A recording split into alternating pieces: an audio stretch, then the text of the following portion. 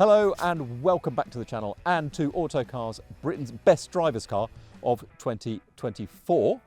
My friend and colleague James Disdale is here with me. Hello. Quite an exciting lineup this year. It's a very exciting lineup and an eclectic lineup. Eclectic lineup, yes. So we have not one but two EVs for only the second time we've had an EV in this contest. So we've got a Hyundai Ioniq 5N and a Lotus Emeya S. Yes. Thank you very much. Yes, there's a lot of E names with Lotuses and I sometimes struggle. We've got Noble M500, which is very cool, Aston Martin Vantage, new Ariel Nomad, a resto mod, some supercars. It is quite cool. This job takes place over 3 days. Basically, we spend a day on the road driving, 2 days on a circuit driving. As we speak to you, it is the end of day one on the track. So I don't know what has won yet. No one knows. People have driven lots of stuff. We've got the judging to do, but by the time you get to the end of this video, you will know, yes. as will we. I don't know if we'll have time to drive everything in this vid because there's quite a lot to get done, but we will run you through all of the runners and riders and let you know what is Britain's best driver's car of 2024.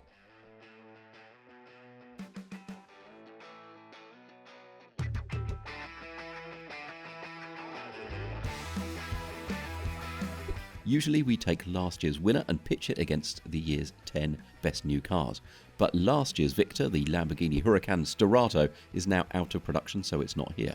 Also absent is a Porsche 911 ST, which was here until an emergency stop drive recall on the centre wheel locks. Our criteria is how much fun is a car to drive? Which one would we take away for the next 12 months? We set aside price, but that doesn't mean expensive supercars always win. Previous winners include the Ariel Atom and the Toyota GT86. This year we have 6 judges who score each car after a road and track drive. Then we collate the results in a big spreadsheet and see what comes out on top. And these are the year's best cars, remember, so just being part of the lineup is something of a win in itself. And the first of those is a new Lotus. Right, let's begin the BBDC Britain's Best Drivers Car 24 roundup in the Lotus Emeya S. There's a quicker one as well, isn't there? there's an Emeya R, which, given how quick this is, must be quite pretty quick, isn't it? Yeah. This is pretty quick. I didn't drive this on the road, mate. You did. Yes. How do you view it? So, it's a bit of a strange one, isn't it? The first thing I thought when I rocked up to have to pick this up, the phrase ringing around my head was simplify and add lightness, which is the traditional Lotus. What's the word I'm looking for? Mantra. Mantra, yeah, I like that. And this is very much complicate and add mass. Yeah. What does that mean? Does that make it not a proper Lotus? I don't know. I mean, there is definite Lotus DNA in here. Yeah. So yeah, I mean, there is definite Lotusness there in the steering. Yeah. The way it has that kind of even keeled accuracy on the road. You know, the steering. You turn the steering, it goes exactly where you want it to go. You know where the front wheels are because you've got these little wheel arch humps here. Yeah, I quite like that. I believe that it used to be called the Becker point. Oh, is that right? Roger Becker. Oh, really? He had this idea that Lotus is famed ride and handling engineer. Guru. Yeah. And he had this idea, didn't he, that you should be able to see where you can see the front of the car. Yeah. You should know exactly where that wheel is, so it gives you an immediate of placing sense on the road. I mean, I like that. I like it when I can see it. This is a big old bus, and it's left-hand drive, and I'd never driven it before, and I got in it, and I felt immediately comfortable. I felt I knew where all the corners were. I mean, it's rapid. It's 603 horsepower, which means it's 0-60 in under 5 seconds, and it feels it. It's like your i5 long-termer. It's got that instant overtaking pace. You can cover ground effortlessly. It's really fast. It feels well sorted. Is it a Lotus? I mean, it weighs 2.5 tons. That feels not Lotus to me. But then, but then, I mean, we'll talk about this on another video, I think, at some point. But maybe it doesn't matter if people buy it. You know, but does it stand up to scrutiny as a? It's got to live up to the badge because they're using the badge to sell it. Does it stand up to scrutiny as a large sporting EV? It does. It's not as entertaining or as engaging or as up for fun as a Taycan. You can't switch anything off and have it moving around a lot. It wants to play straight and accurate, which I guess is a very Lotusy thing. I really enjoyed it on the road. It wasn't fun. It's not a car I'd feel like I'd be grabbing, I say keys, my credit card sized fob to, and take him for a spin for the hell of it. But it's enjoyable to drive when you are driving, definitely. In 9th place comes the Ford Mustang Dark Horse. It's a fun muscle car, the Mustang, but it's also a big car for British roads and a circuit like Cadwell Park. What also didn't help this Dark Horse is that, unexpectedly, it arrived with an irksome automatic transmission rather than as a manual, robbing it not only of some interaction but also of some control and finesse. Still, it has a terrific engine, and there are times when simply nothing else but a muscle car will do. With 3 pedals, maybe it would have placed a little higher. Instead, in 8th, we come to a prototype of the Noble M500. So, mate, the Noble M500. Yes. We had an M600 at this test in 2010 or 11, maybe, at Donington Park, actually. Okay. Where it was excellent, really fast. That finished pretty high up the order, I think. Was that the V8 engine? Yeah, that was that Yamaha V8. The Volvo engine. Yeah, that's right. Yeah, the Volvo engine. And then, so Noble owned a big crate of them, and they went off for tweaking, and they got twin turbos up to 650 horsepower. 600's gone, 500 is arriving. Still some work to do. Yes. But it's here in sort of semi-finished form, nearly finished form. You drove it on the road. What do you think on the road? It is, as you say, semi-finished form. It is a work in progress. Yeah. And that is not to diminish the achievement of what they've achieved so far. Yeah. It's light, isn't it? Yeah. I think it's at 1,300 and a bit at the moment. They're hoping to get it down further to 1,250, I think they said. Right. So it feels light, low inertia on the road. The suspension seems quite nicely, the damping seems quite nicely resolved. You know, it doesn't, it's not overly stiff. It breathes nicely with the road surface like you'd expect a sports car engineer for British roads to do. Yeah, I think it's largely M600 tuning underneath. Yeah. The steering is, I still haven't quite made my mind up about it. It's really nice weighting, really nice feel, but it feels like it's got a variable ratio rack at some point where you get on, the lock you've got on now is fine, a bit more, and it feels like it suddenly quickens the rack, and it loads up the car a bit more to give it greater agility. Yeah. Which, on a wet, greasy road, when you're not expecting that, it can make it feel a little nervy. You do have to sort of get your head round it effectively. Yeah, I've enjoyed its agility and its sort of honesty and faithfulness. Yes. But some of our testers really didn't get on with it on the road. And ergonomically, I am offset to a bit. You're offset. You are, however, because of your drive. Now, we all know about my driving position. I sit a bit closer. I can't get my right leg fully underneath the steering column. So I'm having to sit even more off-let so I can heel and toe. Otherwise, otherwise it doesn't work for me. Yeah. The agility on the road, what kind of that quick steering that sort of feels like it ramps up and really points it into the corner, which does give it a really nice sense of agility, is somewhat undermined by the delivery of the power. Yeah, it's boosting. They've not quite finished that, have they? And it's boosting really badly. Very suddenly. I mean, it's exciting. Yeah. And I think it does add something to the experience, which... Yeah, but it's not supposed to be like that. And also this gear shift quality is not quite yet finished either. It's not, but blooming heck, it's a manual gear shift it's a manual gear shift in a sports car, and it goes well, and I like the way it steers, and I like the way, to an extent, it stops, and I like the way it corners. I think there's a lot to like about it, in a sense. I just feel like it's the sort of car that people don't make very often anymore, and I like the fact that somebody does. Yeah, I totally agree. I think we have become used to cars that are so polished that something like this that isn't quite there yet can it can become a little unusual. Yeah.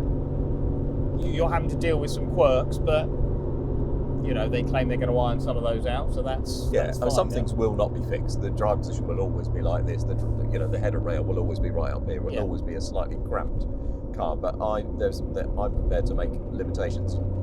Some people may not be, and as a result, it finishes lower middle. It does finish lower middle. I mean, it's lower down, but it's an unfinished project. It's an unfinished car. And again, as we said earlier, we are in the 10 best drivers around the country at the moment. Car in the country. Yeah, this is a slightly acquired taste. I have acquired it. Some of our testers have not. I still really like the Noble, more than most of our testers perhaps, and I wonder if its rawness, though, is only more appealing as time goes on. But one car that certainly does not have rough edges is this Volkswagen. So, mate, the Volkswagen Golf R. Golf R 8.5. The focus of Britain's best drivers' cars. How much fun it is. I didn't drive it on the road. You did. What do you think? It's as you'd expect of a Golf R, which again sounds like it's damn near faint praise. It's very fast. It's very unflappable. Yeah. It's still the ultimate all-round, all-weather hot hatch, basically. Yeah. I think there is a strong argument that if you are buying an everyday hot hatchback that you have to get into every morning from June to December, all weathers, all conditions, all uses, it still does it. It's still just like that box tick. What do you get? Just get a Golf R or a Golf GTI. Yeah, just do it. Yeah, I mean, it's depressingly kind of. Wouldn't it be nice if there were more options? And this is not a default option by any chance. It's got the chops to be a great driver's car. It's not like because it's the only one that exists, you say it's the one to have. But yeah, it'd be nice if there were more alternatives to it. But that's not the world we live in at the moment. No. But yeah, on the road, I mean, I still find the steering's a little bit wispy. But this is done all right, isn't it? This is done okay. I can't remember where it was. It's it's sort of mid-lower order, but that is no reflection on it. I don't think. I think this is a really good, enjoyable driver's car. It's better suited to the road. But but when we are talking about fun, as we are with this test, it's up against some sensational stuff. It really is. Really is. I find the steering a little bit light. Yeah. The everything else about the car, the traction, the really incredible traction, the really taut body control on the road, and that control weight feels like it should have more heft to sort of more accurately match the rest of the car, but not a lot more. But other than that, I mean, it's given that this body shell also houses, a cylinder on demand 1.5 TSI front-wheel drive everyday cooking hatchback. Absolutely, 100% right. The inherent rightness of MQB means that it can get away with having more than 300 horsepower four-wheel drive. Yeah. And it drives like a proper performance car. Yeah, which is a real credit to it. And the fact that it's here at all and is not shamed in any stretch, I think, is a real. Yeah. Yeah. And again, because it's up against bespoke supercar, sports car stuff. It is, and like the Yaris, early doors when the track was a bit wet and greasy, and it was the car you went out in. Yeah. To feel your way around, get used to it. Yeah, and it gave you confidence that a few other. And you enjoyed it at the same time. Yeah, and they've tweaked the rear diff, haven't they? So it's in R mode, the race mode. It sends more torque to the back to give you again that throttle adjustability. So not big sideways skids, but just you can feel as you get into the throttle, the yaw just changing and giving the car a more positive turn in or exit, straighter exit. And but it does it without feeling artificial or overwrought. Yeah. It's just devastatingly, on the road, it's devastatingly quick, basically. Yeah. Again, it's another one of those ones you look down and go, oh, dearie me, whoops. I really just like rein it in. Yeah. From one hot hatchback then to another, they are a similar price, both four-wheel drive, but have two very different ways of doing things. Yeah. So then to the Toyota GR Yaris. Yes. Really like this car, even phase 2. I tell you what though, they were not shy about upping the price a little, were they? No. particularly the special edition ones. Woohoo! Yeah. Although, as I mentioned to someone earlier, I wrote a Half Price Heroes feature for the magazine some months ago, and that really helped me get a second-hand Yaris in, because they made the special edition ones so expensive that a nearly new standard one was half the price. Excellent. So I thank them for that. So it made my work easier. Yeah. Well, there's that, swings and roundabouts. What's it like, mate? I absolutely adore this car. Now, I adored the first generation one, and then I went away and I thought about it for a bit, and I thought, oh, did we get a tad too excited? Not that it wasn't brilliant, but it was a car that you drove really, really, really, really fast on the road. Yeah. Because that's the way. Well, it got better the faster you went. It did, yeah. Yeah. But I was waiting for the op-eds, chin stroking. Oh, did we? Yeah. You know what? I always said that Yaris was a bit overrated. No, you didn't. It was never. It was never. It was never overrated. It's just great fun. It was great fun. I stand by it. Like when you first open a Christmas present, that's the most exciting part. And maybe my excitement dipped a tiny bit, but I'm never going to say it was overrated, because it never was. No. It was fantastic. It was brilliant. And guess what? They've made it even bloody better, haven't they? Yeah. So, funny enough, I did a pre-production launch of this version, and they had a standard car. I wasn't sure that the latest one was any more fun, as in, am I enjoying it, the way it turns and stuff more? Not necessarily, but they've changed so many of the things that to make it a better product, to make it a better car. So the rear view mirror is now higher, we sit lower, the screen is lower, the instruments are all within reach. What they were finding is people were putting on harnesses and then they couldn't reach like the door unlock button or things like that. So that, or the traction control. So that's why all of this stuff is now in an arc in front of you. I mean, it's a bit Atari, 80s Atari. It is, but there's a reason. And also, I think I prefer analog instruments to digital ones, but there's reason. There are reasons. I'm not offended by these, because the original analog ones were a bit cheapy Toyota, weren't they? They weren't special analog. On the road, still good fun? Oh, it's flipping.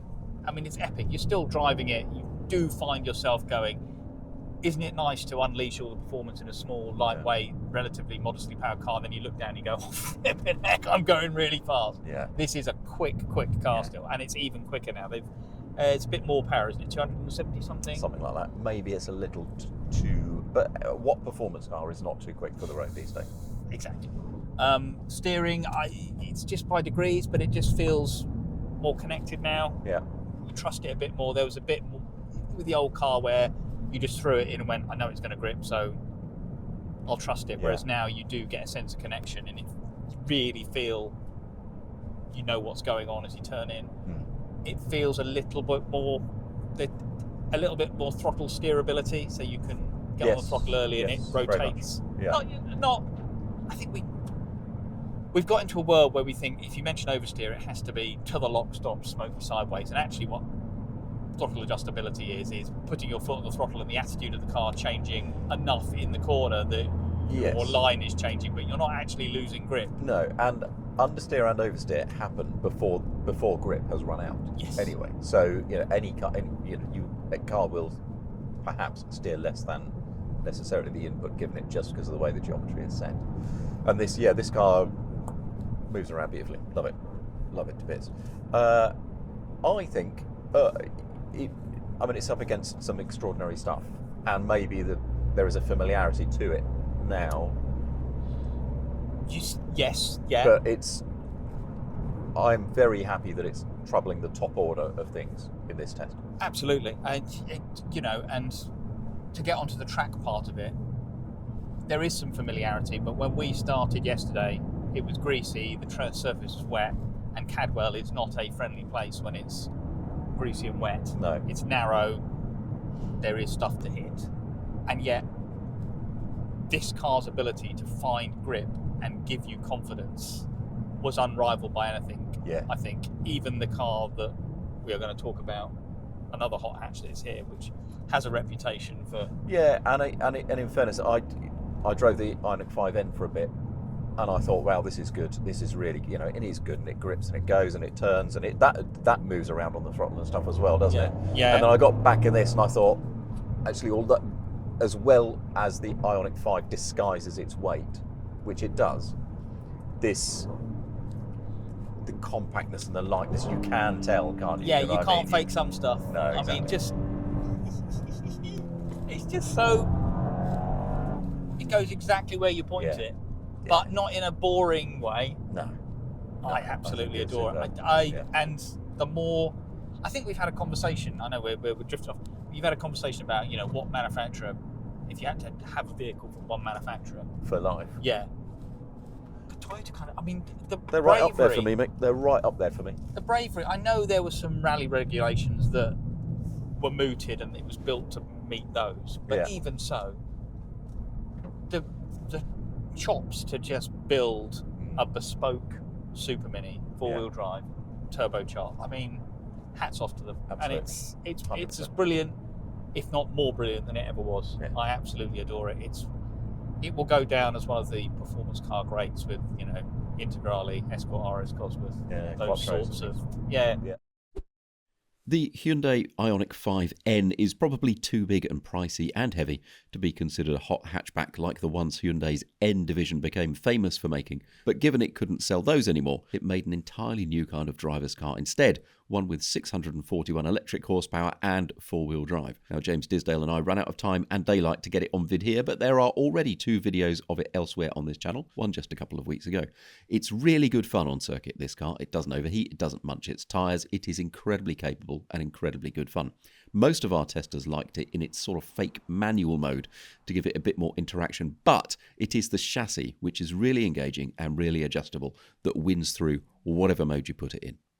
In 4th place is the Ariel Nomad. Some of our testers came away from the 2nd generation Nomad saying they preferred it even to the Atom, Ariel's more racetrack focused rather than rough track focused car. It's certainly up my street. I love the long travel suspension, the easy breathing ride, and how chuckable and adjustable it is on circuit. Some testers preferred the old Honda engine and gearbox to the Ford-sourced one that they've used here, but there is more torque available from the new turbocharged 2.3-litre Ford unit, and that really helps bring out the best from the chassis. But meanwhile, in true Bruno Brooks style, ask your dad, it's on to the top 3. So into the top 3. Yes. Exciting. With the Astonisher. Astonisher. What do you think of this car, mate? What do you make of it? I really like this car. Do you? I do. I think it's the best Aston Martin I've driven in quite a long time. Is it Aston Martin attract the headline "Best Aston Ever" more than other manufacturers do? I seem to have seen the "Best Aston Ever" headline quite a lot over the years. Best Aston ever. I think you're probably right. But, you know, we want it to do well, don't we? It's one of the most precise and easy to judge Astons I've driven in quite a while. I mean, it's still a heavy old Hector, isn't it? But the steering is nicely weighted. Yeah. I think there's just about enough feel. I mean, it's not like the Noble. No. No, I think that's fair. Or the McLaren, which we'll come to in a moment. Exactly. Yeah. Or in fact the Lotus, which we'll come to in a moment as well. Which will finish first? Who knows? But, you know, and you get a nice sense of connection with the rear axle. Yeah. So you can pretty much feel how much traction you've got. Yes. You're not worried about it. I certainly, with the early versions of the previous, not generation of this car, I suppose the pre-facelift version of this car, with this 4-litre V8 turbo, sometimes in less than ideal conditions, it would spin up its rear wheels in places you weren't entirely expecting or asking it to do. Right. Whereas this feels better. In fairness, I know some of our testers found that was to be the case, but for me, I took the old Jackie Stewart approach in the way of going, because it's got so much torque, you can go sort of 2 gears sometimes higher than you think. Yes. Out of corners. Yeah. Still go as fast. But you've got more control over the rear axle and the torque. Yeah, I found on this car's international launch in the dry, in lovely conditions, I was still driving, I think, a gear higher out of bends than you otherwise would, and kind of surf out on the torque. Yeah. Because actually, when you're right in the nitty-gritty of the top end of the rev band, it's not that satisfying, and it's not clumsy is the wrong word, but it's not like the McLaren or the Lotus for precision. No. Is it? It is a bit more sit near the back axle, ride it out. Yeah, and the top end of the gears in this car, you're going flipping fast anyway. Yeah, so. and also this kind of turbocharged motor does most of its good work through the middle, doesn't it? Yeah, and it does that really, really well. Yeah. There's lots and lots and lots of torque. Yeah. It's a great engine. It is. It's a muscle car-y type engine. Yeah. Is this a muscle car? It's got too much precision for that. Do you think? Too much control, I think. I mean, it's Yeah. got very muscle car vibes in the way, the sound, the way it puts its power down, the way it goes about it. There is a definite Venn diagram, muscle car and sports car, with a big overlap between these two. It's not. And do you think this is in that overlap? Yeah, it's not an out-and-out sports car, is it? And that kind of brings us on to probably the thorniest subject of all. On the road, it is a bit stiff-legged to sort of fulfill a true GT character. Yeah. But it's not so light and lithe and nimble and precise and quick-witted that it is an out-and-out sports car. No. But it's really, really satisfying to drive. So around Cadwell here, the brakes have got nice progression, feel and power. You know where the front end is, you know where the rear axle is, and you can just get into a nice rhythm scooting around here at speed. Not at absolute 10/10ths, it's not that sort of car, but No, it's no less enjoyable for that. And all of our judges have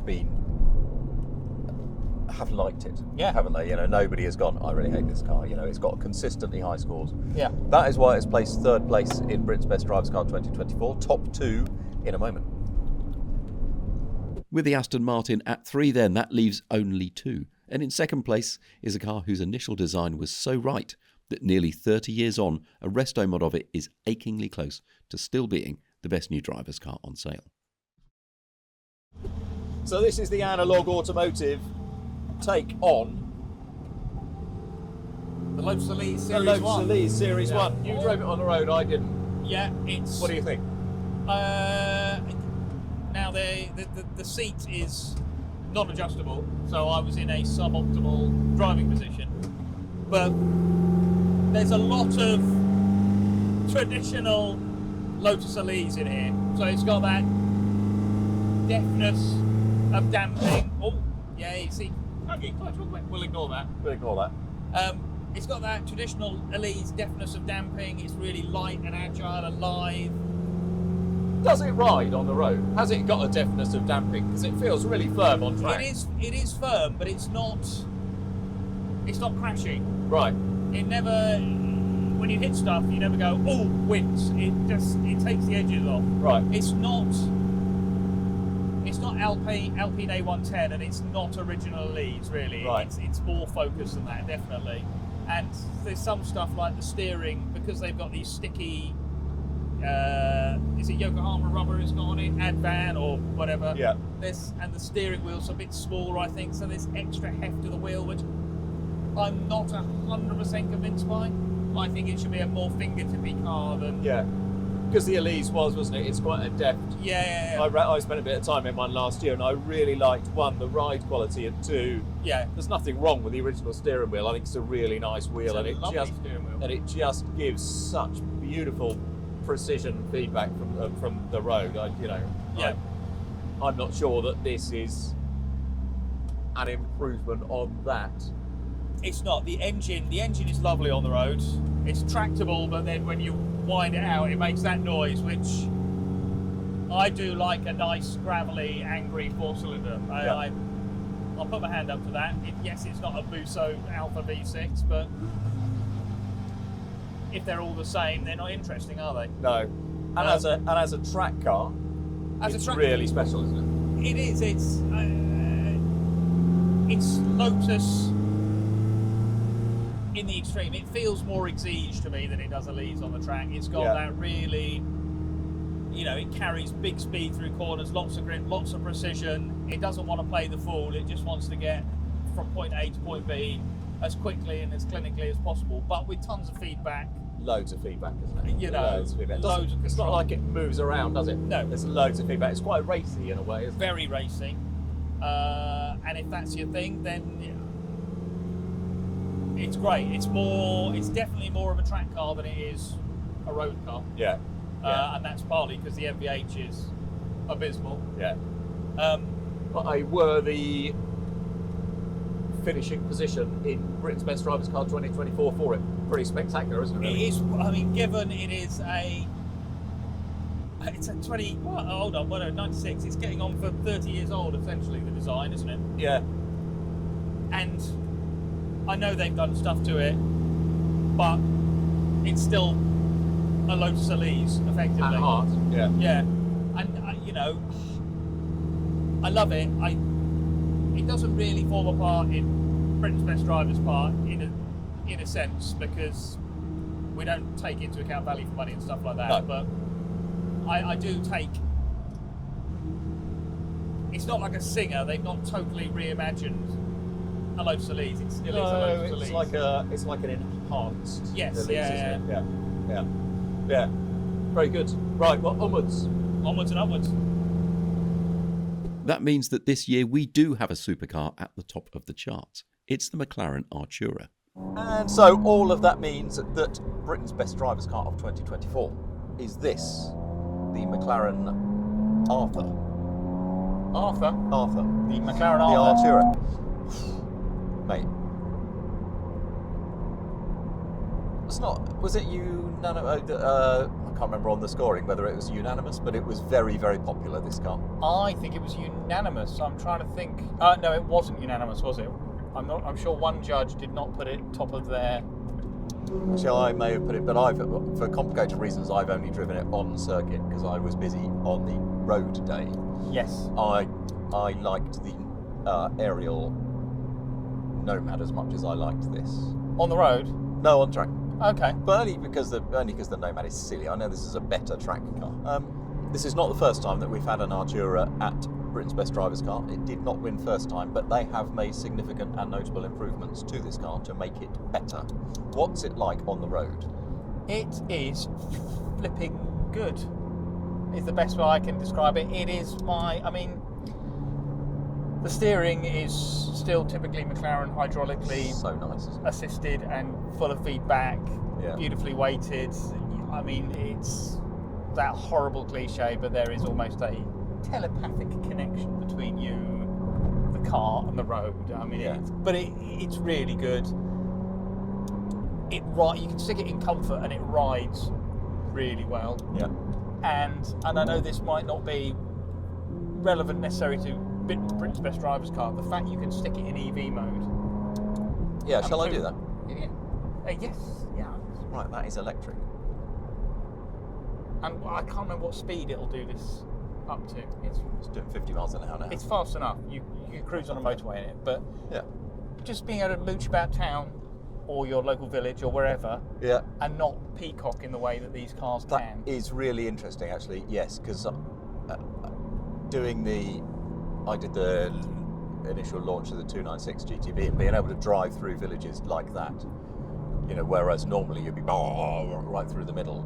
I think that is, if you don't want to annoy your neighbours, Exactly. And I when know you get up at 5 in the morning and go to your very important job. exactly. I know people don't buy a bright yellow McLaren not to be looked at, No, but at the but same time, still.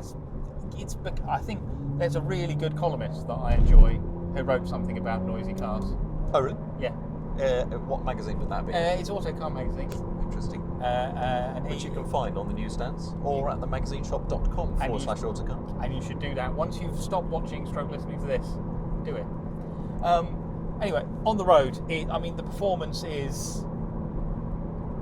it's 700 horsepower odd. It's as you'd expect, but what I really like about it is because that same electric drive that allows you to poodle around silently acts as torque fill. Yeah. So it loses what I never really fully enjoyed, that boosty McLaren delivery. So you feel much more confident getting into the throttle Yeah. in less than ideal conditions, because you're not worried so much about this big spike of torque suddenly upsetting the car's balance. Yeah. And the way it covers ground, it corners nice and flat. Again, you know exactly where the corners of the car are. It's compact enough to thread down most roads that we use a lot and not feel intimidating. For me, it's my favourite McLaren, arguably. Ah, interesting. Because I think you and we're of a similar mind on McLarens.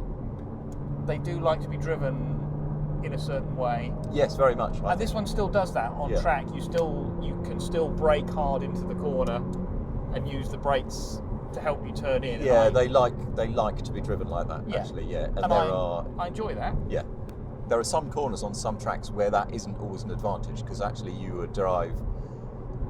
It's quite a sort of racy style, isn't it? They want you to trail the brakes like this all the way to the apex, then get back on the throttle on the way out again and pick it up. There are some corners on some tracks where that doesn't always work, and actually it doesn't work on the road necessarily either, because visibility means otherwise.